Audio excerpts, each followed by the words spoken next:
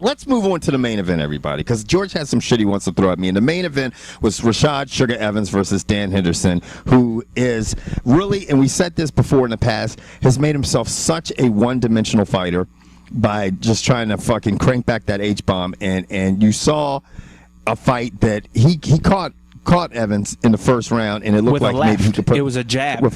With a jab, and you're thinking, okay, he did something different. Can he finish off Evans? And he didn't, and he just cocked that arm back, and he sits back, and the thing is, if you don't land that punch, if you're Dan Henderson and you don't land that punch, you're in a very fucked up situation because you're not scoring points. And the other person, especially someone like Evans, who is pretty crafty, quick on his feet, can move in, move out, move laterally, he can score points, and that's exactly what he did, and he got a really good third round, and that third round was so impressive against him and Henderson. I think it gave him the fight. I mean, now, go ahead.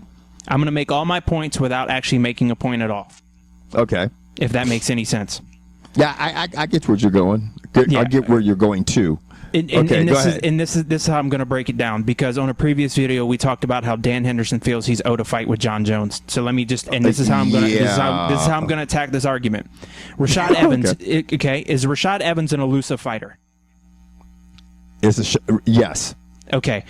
How did Rashad Evans look against John Jones, being an elusive fighter? Not good. Right. Dan Henderson had problems finding Rashad Evans. So therefore, by what was just said, how on God's green earth is Dan Henderson going to keep up for 5 rounds trying to chase John Jones? Because John Jones will pepper the fuck out of Dan Henderson and not get anywhere near John Jones. That man was doggedly tired at the end of 3 rounds. Now, with all that said and all the stuff that I've spewed towards Dan Henderson, I had him winning the fight.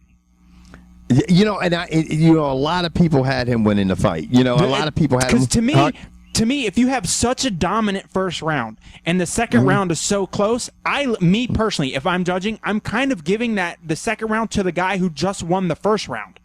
Yeah, I agree. That's how I would have scored it. So with that and what Rashad did, and the third wasn't signifying enough. Wasn't enough to give it 10-8, which would have made it a draw. So I think what happened was in the third round, it's not so much what Rashad did as what Dan Henderson couldn't do that hurt him more. I mean, it wasn't like Rashad. Yeah, he couldn't breathe. He couldn't. And this is the thing. And George and I talked to George about this earlier. This was a main event fight. It wasn't a title fight. Obviously, we know that. But it was a main event fight. And now, from what I thought, all the main event fights were how many rounds, everybody? Well, now let me help you out with that. You also have, here's the one thing we didn't address and we didn't touch on. You had 5 changes to this fight card. Okay? Right. So when Dan Henderson and Rashad Evans signed up to do this, they were never slated to fight for 5 rounds, which I think is complete horseshit. Okay? Right. So Dana said, since you guys only signed to fight a 3-round fight, you guys only still have to fight a 3-round fight. I think that's bullshit. If you're a fighter, you should be ready to go 25 minutes regardless of where you're at on the card. But I do think I like the fact that it was a 3-round fight because I think it kept it more interesting. Because I think if it was a 5-round fight, Dan Henderson would have stood a chance. Those last 2 rounds, it would have looked like an old-fashioned Donnybrook with those 2 guys leaning on each other, trying to push away, throw 1 or 2 punches. It was sloppy. It would have been real sloppy in that 4th and 5th round. It would have been really fucked up. So continue on with all the shit. Do you have any more stats that you're trying to throw at me? The other thing that I was enjoying that shit. The other thing that tripped me out about this is, and this is for all you hardcore MMA fans who think Kevin and I don't, and I want someone to be completely 100% honest. There were 11 fights on this card, and if you sat there and watched every fight on this card, you only saw 2 get finished. Were you happy with that? That's not truly why anyone tunes in. And to me, look, the time when John Fitch absolutely dominated, was it Maya with his jiu-jitsu? Or no, or was it Eric Silva? I think it was Eric Silva with his jiu-jitsu. Anyway, I like that, but there wasn't any of that on this either. It was just a fucking snooze fest.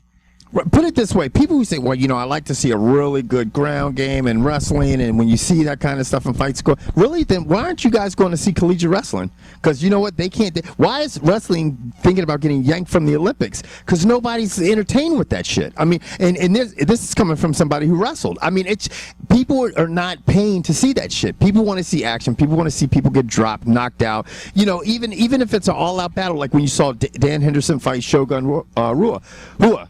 It was a fight. I mean, nobody got dropped. It went the distance. But you know what?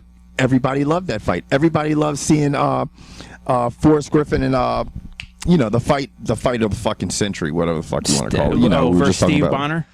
Versus Stephen Bonner.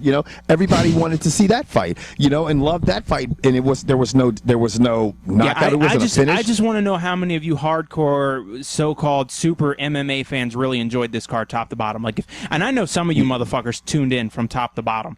I tuned out, and I'm gonna tell you right now, God bless my DVR, or I never would have seen the Rashad Evans fight. I watched that shit this morning.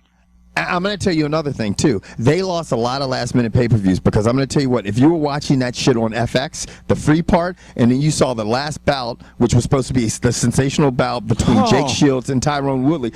What a steaming pile of dog shit that fight was. For all you people who got a fucking rock hard dick and threw on your fucking Tyron Woodley hats because you saw him fight his opening fight in the UFC, welcome to the reason why no one watched that Bama in Strikeforce. Right. Dude, he is one of the most athletic, boring people I've ever seen in my entire fucking life. And Jake Shields looks 3 chromosome shorts of being normal.